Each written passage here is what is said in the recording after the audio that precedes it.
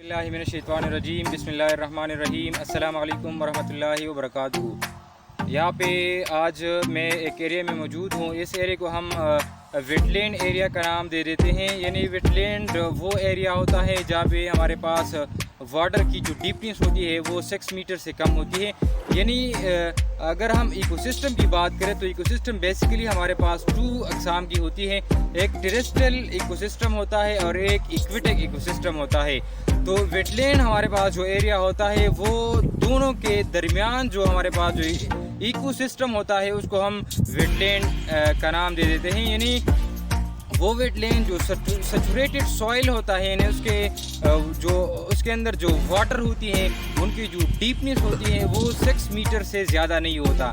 तो मैं यहाँ पे मौजूद हूँ। यहाँ पे हम वेटलैंड को स्टडी करेंगे, साथ साथ हम ये देखेंगे कि वेटलैंड हमारे पास बायोडाइवर्सिटी कंजर्वेशन में क्या रोल अदा करता है, और हम देखेंगे उसके इकोनॉमिक पॉइंट ऑफ व्यू के साथ भी देखेंगे, और साथ साथ ये भी देखेंगे कि माहौल में ही क्या किरदार अदा करते हैं। इसके अलावा पाकिस्तान में भी देखेंगे कि पाकिस्तान में उसके कितने एरिया पर वेटलैंड मौजूद हैं। ग्लोबली भी हम बात करेंगे। तो हमारे साथ रहिएगा, हम आपको दिखा देंगे यहाँ की जो वेटलैंड यहाँ पे मौजूद है वो हम आपको दिखा देंगे। ये जो आप ये तस्वीर देख रहे हैं ये वेटलैंड है। ये देखिए बहुत बड़ी अराजी पर ये मौजूद हैं, बहुत काफ़ी अराजी हैं। वो सामने जो आप देख रहे हैं यहाँ से ये स्टार्ट होती है और बहुत बड़ी एरिया पर ये मौजूद हैं। तो ये हमारे पास वेटलैंड एरिया कहलाता है, और उसमें जो बायोडाइवर्सिटी होती है ये उसकी कंजर्वेशन में बड़ी इम्पॉर्टेंट रोल जो है वो प्ले कर रही है। ये देखिए बड़ी इम्पॉर्टेंट माहौल है। यहाँ पे बहुत सारे लोग जो है वो उसको देखने आते हैं, क्योंकि ये as a role of landscape भी अदा करता है।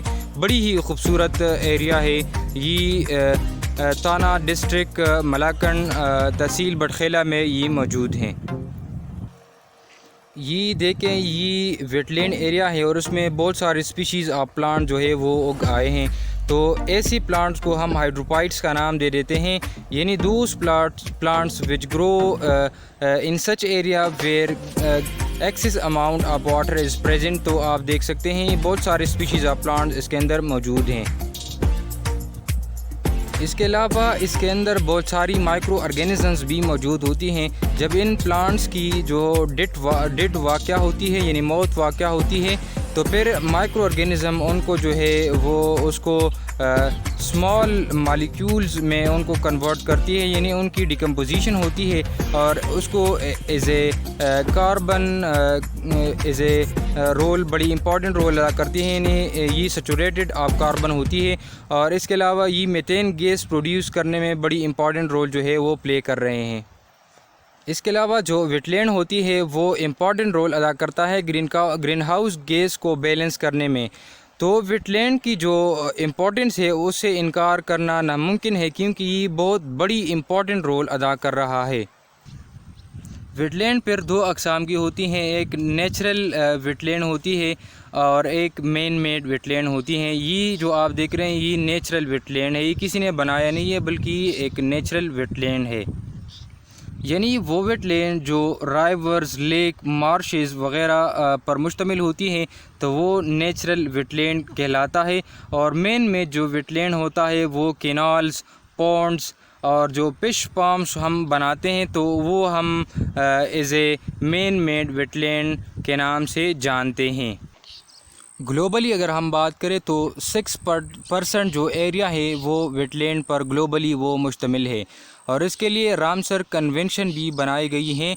वो इसकी मॉनिटरिंग करती है, उसको शुमार करता है, उनके जो ख़तरनाक जो उनके ख़त्म होने के जो असरात मौजूद होते हैं उनकी मॉनिटरिंग करती है और उनको रिज़र्व करने में बड़ी इम्पॉर्टेंट रोल अदा करते हैं। पाकिस्तान में अगर हम वेटलैंड की बात करें तो पाकिस्तान एक ऐसी मुल्क है जहाँ पर मोर नंबर ऑफ़ वेटलैंड वो मौजूद हैं।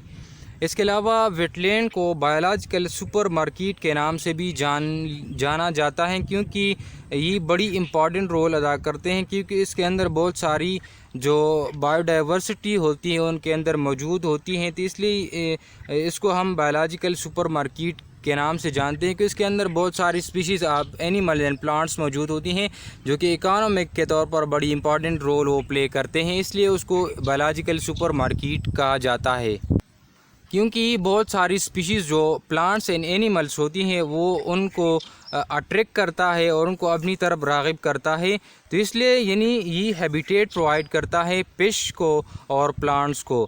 اس کے علاوہ ان کے جو رول ان لینڈسکیپنگ ہے اس سے بھی انکار نہیں کیا جا سکتا۔ یہاں پہ بہت سارے لوگ وزٹ کرنے آتے ہیں اور اکانومی کو بھی یہاں سے پروڈیوس کی جا سکتی ہے، تو اکانومک ویلیو کے امپورٹنس بھی ان کی ہے۔ اس کے علاوہ اس کے اندر ویٹ لینڈ کے اندر میملز بھی موجود ہوتی ہیں، برڈز بھی موجود ہوتی ہیں، فشز بھی موجود ہوتی ہیں، اس کے علاوہ ہم ان سے ٹیمبر بھی حاصل کر سکتے ہیں۔ پلانٹس لائک مثال کے طور پر بلو بیریز، منٹس ہو گیا، وائلڈ رائس ہو گیا، ویٹ لینڈ کے اندر یہ ساری چیزیں پروڈیوس ہوتی ہیں۔ تو یہ ہمارے پاس جو ٹاپک تھا آج ویٹ لینڈ تھا۔ آئی ہوپ اس ویڈیو کی آپ کو سمجھ آئی ہوگی۔ اگر آپ کو اس ٹاپک کے حوالے سے کوئی بھی کویسچن ہو تو آپ کمنٹس باکس میں پوچھ سکتے ہیں، ہم کوشش کریں گے کہ آپ کے لیے اچھی سے اچھی ویڈیوز بنا لے اور لے آئے اور اپنی جو انفارمیشن ہوگی وہ آپ کے ساتھ شیئر کر لے۔